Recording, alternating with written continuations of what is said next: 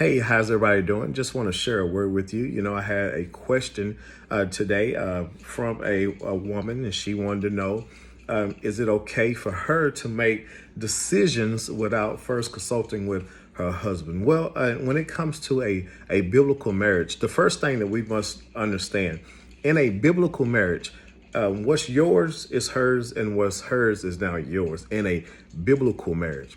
When it comes to a biblical marriage, you two must be in agreement before any decisions are made, any decisions with the finances, any plans are made. Even when it comes to disciplining the children, that should be something that you are both in agreement with, because if there's no agreement, then there could be chaos, there could be contention, which could cause a lot of strife and division inside your home. Amos 3:3 said, how can two walk together unless they are in agreement? And you and your husband would not walk together in unity if you're not in agreement on certain decisions that you make together inside your home. See, God, he takes the two and makes them one.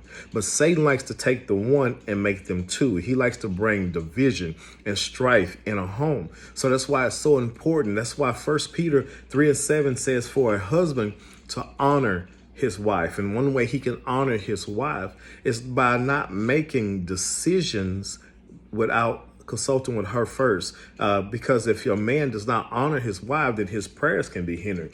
And Ephesians chapter 5:33 says for a wife to reverence her husband. And one way she cannot reverence or respect her husband is by making decisions behind his back or making decisions without first communicating with him. So when it comes to a marriage, yes, you two must come into agreement before you make any kind of financial decision. Now, you two can come to an agreement to a certain amount to where, if you're out and you have to you get gas or buy something to the store, things like that, but when it comes to big decisions, big financial decisions or plans and things like that, or you two should first talk, communicate, and be in agreement with one another. Because see, you can have God's blessing where there is unity. Remember Psalm chapter 133, verse 1, where it says, God said, how pleasant it is for brethren to dwell together in unity. See, God loves when we work together in unity. And in verse 3, he says,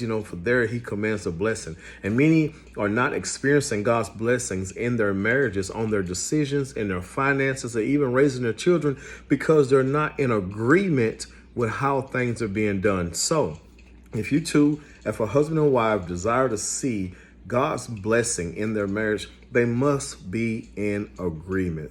Don't go buy anything that is outside of something that you and her have agreed on, especially a certain amount.